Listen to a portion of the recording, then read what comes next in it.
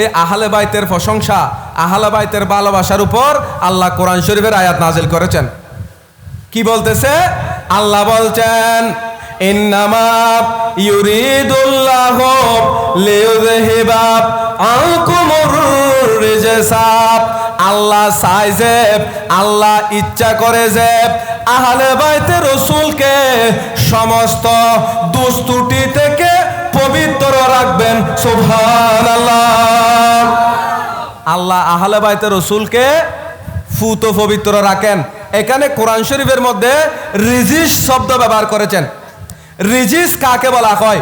মুফাসসিরিনে কেরাম এই রিজিসের সংজ্ঞা দিতে গিয়ে বলেছেন, দুনিয়ার মধ্যে যত অপছন্দনীয় কাজ আছে, যত অপছন্দনীয় কথা আছে, সমস্ত অপছন্দনীয় কথা এবং কাজ থেকে, সমস্ত গুনাহ থেকে, সমস্ত আয়াত থেকে আল্লাহ সুবহানাহু ওয়া তাআলা আহলে বাইতে রাসূলকে ফুত পবিত্র রাখেন। জোরে বলুন না সুবহানাল্লাহ।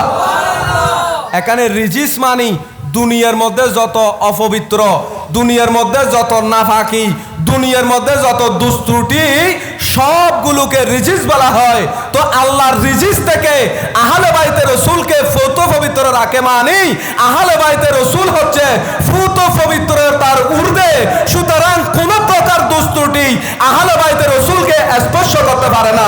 জুড়ে বলুন না সুবহানাল্লাহ। এই শান বর্ণনা করেছেন কে? আল্লাহ বলেন না, আল্লাহ বর্ণনা করেছেন।